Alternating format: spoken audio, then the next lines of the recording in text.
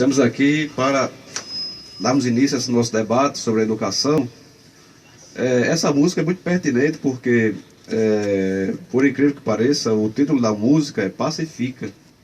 É de uma banda chamada Scratch. E tem uma frase bem importante, né? Porque ela diz tudo, passou, porque tudo passa. E aí eu me lembro de um grande filósofo grego chamado Heráclito, que usava essa expressão em grego, né? Que quer dizer, pantarei, quer dizer, tudo passa, tudo flui como as águas de um rio. Então nada nesse mundo é permanente, tudo é muito transitório. Aí já o grande Heráclito dizia que um homem não toma banho no mesmo rio. Por quê? Porque ao sair da água e depois retornar para o rio, não é mais o mesmo rio, porque as águas já têm passado. E também não é mais o mesmo homem, porque o homem muda. E eu achei pertinente trazer essa música porque vai bem introduzir a nossa temática, porque a educação é aquilo que transforma o homem. Aquele que passa pelo processo da educação, processo de ensino e aprendizagem, é como entrar nesse rio do grande filósofo Heráclito. E quando a gente atravessa, entra neste rio, se banha nas águas da educação, o homem não é mais o mesmo. E também a própria educação ela é muito dinâmica, porque ela muda constantemente, né? E é justamente por essas mudanças que a gente vai discorrer sobre essa temática da educação. Mas para iniciar, Marcelo, eu queria só comentar uma matéria de um blog do Pacifica, que sempre veicula as matérias da prefeitura e dos atos do gestor. Aquela matéria que todos os anos é muito comum, desde 2007, que virou uma coisa corriqueira, a questão do gestor anunciar sempre que é o único da região que consegue pagar o 13º, 14º, e este ano anunciou o pagamento do 15º salário. Eu me recordo que da primeira vez que isso ocorreu, foi notícia até em cadeia nacional. Mas discorrendo um pouco sobre a lei do Fundeb, que você vai aí explanar para a gente, isso aí está previsto também na lei, essa questão do rateio do fundo do Fundeb, mas como a própria lei prevê, é algo excepcional, que não é algo que tem que ser corriqueiro, né? Então, assim, eu quando sempre leio essas matérias, que elas também são corriqueiras ano após ano, e é importante que a população de Pacifica entenda, de fato, quando se paga o 13º, 14º e 15º salário, acredito que deva gerar também, em outros funcionários do município, uma certa, não vou dizer inveja, mas um certo desconforto, porque como é que alguns recebem 13º, 14º, 15º e outros não? E aí, é claro que aqui se refere à questão da verba do Fundeb, que é voltada justamente para o magistério, e somente os professores que têm digamos que esse privilégio, entre aspas, né?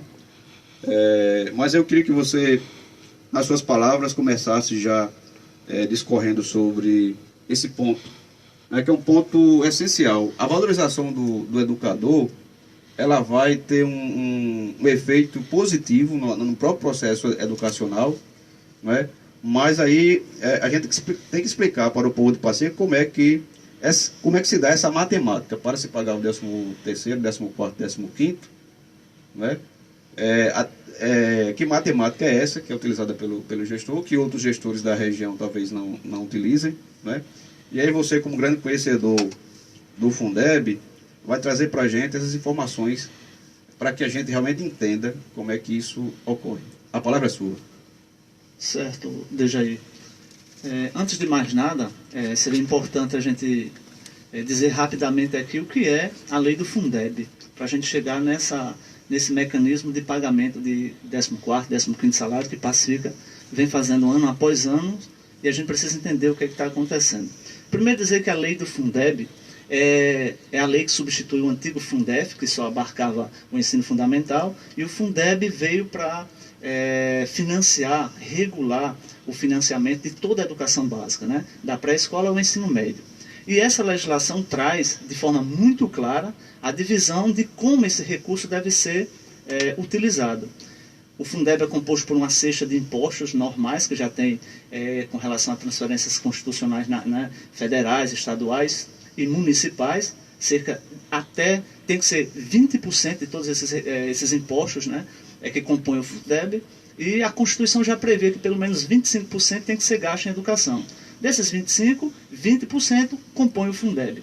Desses 20% que compõem o Fundeb, ou seja, de todo o conjunto de receita que compõe o Fundeb, você tem que gastar pelo menos 60% com os profissionais do magistério e os outros, no máximo, 40% com os demais profissionais da educação, né? A SG, merendeira, o vigia da escola, todo mundo. Essa é uma questão muito prática. E é importante se dizer o seguinte, que essas duas expressões, mínimo e máximo, definem tudo, né? Então é pelo menos, ou no mínimo, 60% para o magistério. E uma coisa que é importante dizer também, inicialmente, é o seguinte, eu fui presidente do Conselho do Fundeb na cidade de Lagoa d'Anta, uma cidade vizinha a Pacifica, uma cidade irmã de Pacifica, né? E durante 4 anos como presidente, eu aprendi, juntamente com os demais conselheiros, que a gente poderia fazer alguma coisa em prol da educação, atuando no controle social, no acompanhamento desses recursos. Aliás, o nome do conselho é exatamente esse, né? O Conselho de Acompanhamento e Controle Social dos Recursos do Fundeb. E lá nós fizemos isso, eu me dispus a fazer isso, porque eu tinha o interesse de alguma maneira, questionar o que vinha acontecendo e tal. Entre as coisas que vinham acontecendo na cidade, estava o mau uso desse recurso, né? A destinação equivocada desses recursos. E é importante citar uma outra legislação, que é muito importante, que é a LDB. A Lei de Diretrizes e Bases da Educação diz de forma muito clara como é que o dinheiro da educação pode ser gasto. E a lei do Fundeb diz aonde tem que ser gasto, né? Então, nenhuma receita da educação pode ser utilizada para fim que não seja da educação. Lá, a gente chama de recursos destinados a despesas de manutenção e desenvolvimento do ensino. Então, tudo tem que ser assim. Então, se o motorista da ambulância está recebendo recurso da educação, está em desvio né? O recurso está em desvio de finalidade, ou seja, não é o lugar dele, não deve ser gasto onde não é educação. Dito isto, é importante lembrar o seguinte, se pelo menos 60%, no mínimo 60%, tem que ser gasto com os profissionais do magistério, o que é que acontecia com o antigo Fundef? Assim que foi implementado, as cidades não tinham planos de carreira, as cidades não tinham piso salarial, as cidades tinham, no máximo, professores dividindo um salário mínimo, 2, 3 professores dividindo um salário mínimo em várias cidades, então era terra de ninguém. A lei do Fundef foi um avanço. Quando veio a lei do Fundeb, né, foi um avanço ainda maior, porque estabeleceu com muita clareza como é que cada coisa tinha que ser feita.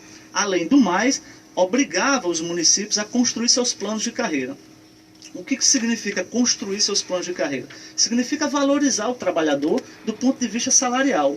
Ele tem que ser valorizado pela sociedade, tem que ser valorizado no seu local de trabalho, em termos de condições, né, de dar aula com qualidade, com materiais pedagógicos, com tudo, mas tem que ser valorizado também do ponto de vista salarial. Afinal de contas, isso qualquer trabalhador quer ser valorizado porque ele vai fazer seu trabalho ainda melhor, essa carreira vai ser atraente para outras pessoas, e esse é o grande drama do Brasil.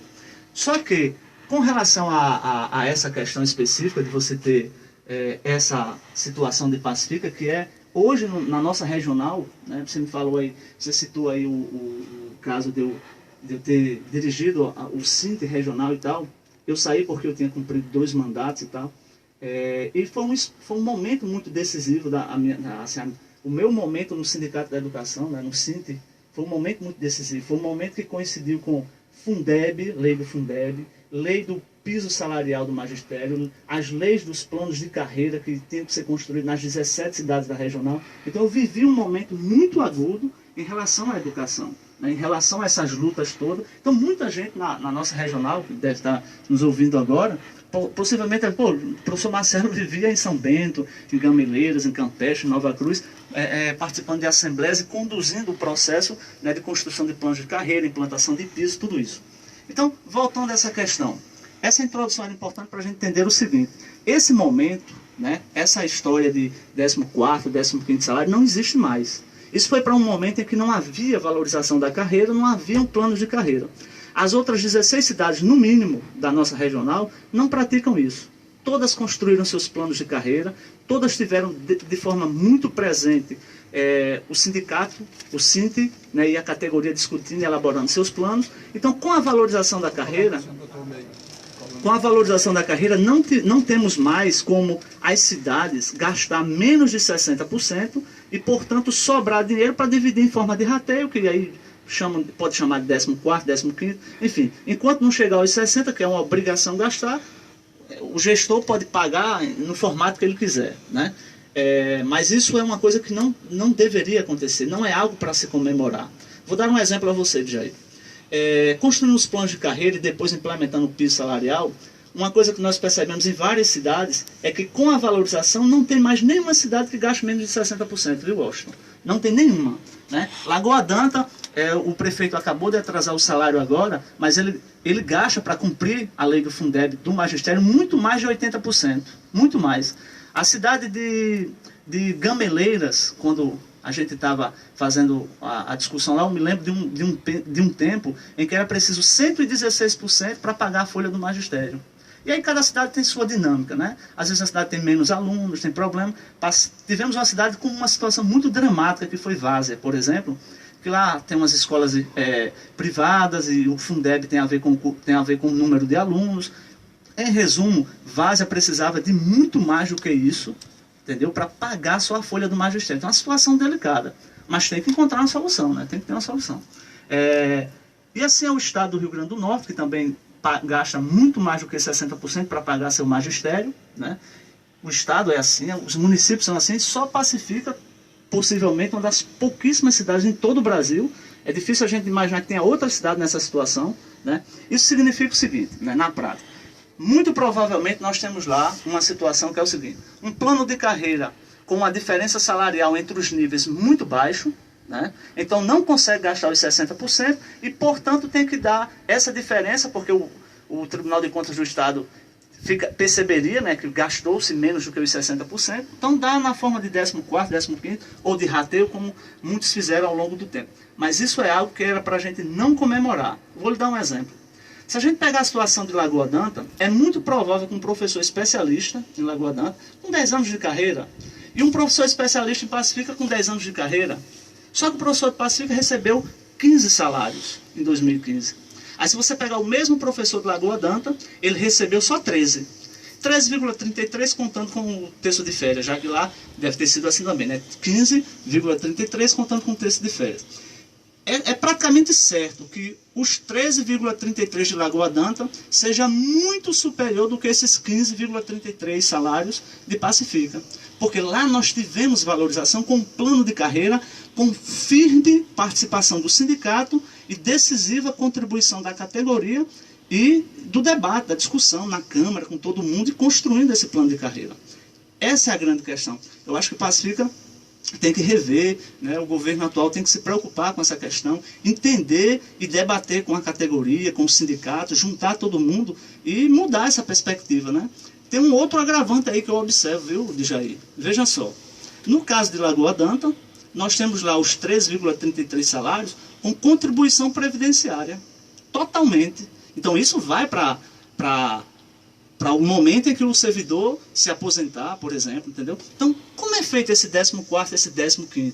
Tem contribuição previdenciária ou apenas rateio? Se não tem, é mais um prejuízo para o momento da aposentadoria, por exemplo. Exatamente. Então, isso não é algo para se comemorar, a nosso ver, e eu tenho quase certeza que em toda a região, quem está nos ouvindo, tem essa percepção, porque a gente sempre fez esse debate. Nós não queremos rateio, nós não queremos 14º ou 15º salário. Nós queremos valorização e plano de carreira adequado e que nos valorizem profissionalmente. Inicialmente, eu queria colocar isso, Jair. Muito bem, Marcelo. Vamos agora ouvir mais uma música para a gente digerir mais essas ideias e depois a gente vai fazer algumas perguntas pertinentes a respeito dessa temática.